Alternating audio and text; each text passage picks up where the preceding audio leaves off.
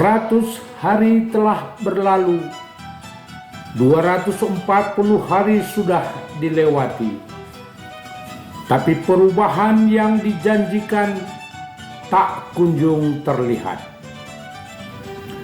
Janji Prabowo untuk melakukan reformasi besar-besaran kini mulai dipertanyakan. Apakah sang jenderal hanya piawai berpidato namun lumpuh dalam tindakan? Atau lebih jauh lagi, apakah Prabowo sedang terjebak dalam lingkaran kekuasaan lama yang telah merusak republik ini?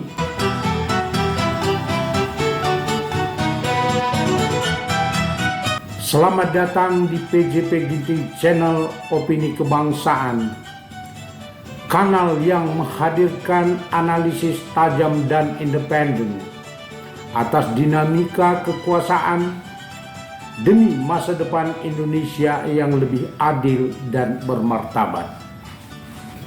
100 hari pemerintahan Prabowo, rakyat berharap ada perubahan struktural pemerintahan.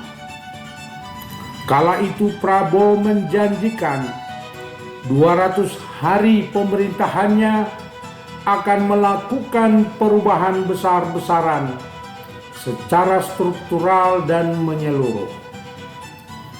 Kini 8 bulan atau 240 hari sudah berlalu, perubahan apapun tidak terjadi. Kapolri Listio Sigit, Panglima TNI Agus Subianto, Menko Maritim dan Investasi Luhut Binsar Panjaitan, Menteri Investasi Bahlil Dahalia, Menteri BUMN Erick Thohir, Menteri Perdagangan Zulkifli Hasan, Menko Perekonomian Airlangga Hartarto, Menteri Kelautan Trenggono, Menteri Kesehatan Boy Sadikin, Menteri Dalam Negeri Tito Karnavian, semuanya ditengarai sebagai sumber rusaknya perekonomian dan meritokrasi pemerintahan tetap dipertahankan oleh Prabowo. Bahkan lebih gila lagi, Prabowo menggandeng Jokowi dan SBY dalam pengurus Danantara. Kedua tokoh ini dikenal pengambil kebijakan utama atas runtuhnya perekonomian negara. Dugaan koruptor kelas kakap ada pada kedua mantan presiden tersebut. Apa yang telah dilakukan Jokowi dan para menteri tersebut dan SBY sebelumnya telah membuat Indonesia terjerembab kekubangan korupsi, pelecehan demokrasi, utang besar-besaran, eksploitasi alam gila-gilaan, kerusakan lingkungan jutaan hektar, perampasan tanah rakyat dan hutan adat. Prabowo justru melakukan pembiaran tanpa kebijakan yang berarti.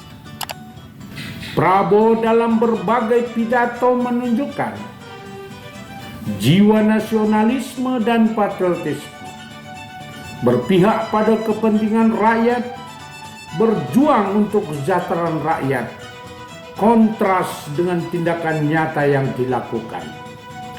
Prabowo tidak berani melakukan perubahan struktural, malah cenderung memperkuat dari yang sudah terjadi sebelumnya. Danantara, makan bergizi gratis, kenaikan pajak, kenaikan gaji hakim, pengangkatan guru honorer adalah contoh-contoh kebijakan yang tidak signifikan dengan kesejahteraan rakyat. Prabowo melalui kejaksaan membongkar beberapa kasus korupsi di Pertamina, di keuangan, pertambangan, perkebunan yang jumlahnya ribuan triliun. Korupsi tersebut dilakukan dengan persepakatan jahat oligarki pengusaha dan penguasa, dikomandani oleh para menteri, Menko, dan presiden. Ternyata proses terhenti hanya pada keterlibatan para budak. Tuannya tidak pernah tersentuh. Sampai sejauh ini, 240 hari kinerja kabinet, Prabowo tetap saja presiden omon-omon. Perawakan gagah, jenderal, pandai, luas hubungan, nasionalisme, patriotisme, kaya raya, pidato berapi-api, tidak ada gunanya untuk rakyat bila tidak punya keberanian melakukan perubahan struktural pemerintahan yang diisi oleh orang-orang tak bermoral, tak beretika, mental perampok. Atau Prabowo bagian dari kelompok itu? Apakah Prabowo mungkin jadi presiden sejati? Pertanyaan itu sekarang bermunculan di media massa. Media sosial menunjukkan kekecewaan rakyat terhadap Prabowo. Melihat dan mengamati Prabowo dan kinerja kabinetnya, wajar saja pertanyaan itu makin menguat di tengah-tengah masyarakat. Dalam kurun waktu 240 hari hingga 360 hari ke depan, bila Prabowo melakukan perubahan struktural, kedudukannya sebagai presiden sejati bisa terwujud. Tetapi bila hal itu tidak terwujud, maka Prabowo tetaplah presiden omon-omon. Hal-hal yang bisa dilakukan oleh Prabowo untuk membuat dirinya menjadi seorang presiden sejati dapat dilihat dari beberapa hal. 1. Melakukan pergantian jabatan terhadap Kapolri dan Panglima TNI. Pemberhentian Luhut Binsar Panjaitan, Bahlil Dahalia, Erick Thohir, Airlangga Hartarto, Zulkifli Hasan, Trenggono, Boy Sadikin, Tito Karnavian dari jabatannya sekarang. Pemberhentian Jokowi dan SBY dari jabatan Danantara. 2. Memerintahkan Jaksa Agung dan jajarannya mengusut dan membongkar tuntas kasus-kasus korupsi di semua bidang, hingga ke menteri, Presiden Jokowi dan keluarganya membongkar persepakatan jahat antara oligarki dan penguasa. 3. Segera memberlakukan undang-undang perampasan aset para koruptor. 4. Membuat kebijakan baru pelaksanaan pembangunan IKN, makan bergizi gratis, koperasi merah putih, pembangunan 3 juta rumah rakyat. 5. Membuka lapangan kerja seluas-luasnya. Semoga Prabowo dapat melakukan itu, sehingga dia bisa dapat legitimasi sebagai presiden sejati.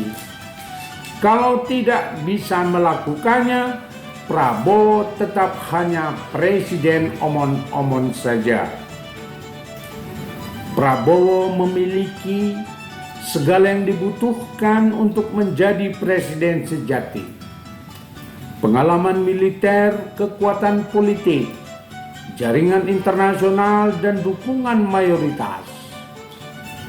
Namun semua itu tak akan berarti apa-apa tanpa keberanian untuk memutus mata rantai korupsi, mengganti aktor-aktor perusak bangsa, dan menjalankan reformasi struktural yang nyata.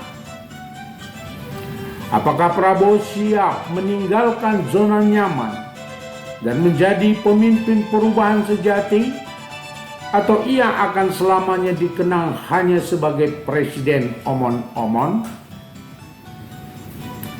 Tulis pendapat Anda di kolom komentar. Dukung kanal ini dengan menekan tombol subscribe, like, dan share agar kesadaran politik rakyat terus tumbuh dan terjaga. Sampai jumpa di episode selanjutnya hanya di PJP Ginting Channel Opini Kebangsaan. Salam kritis dan membangun. Terima kasih.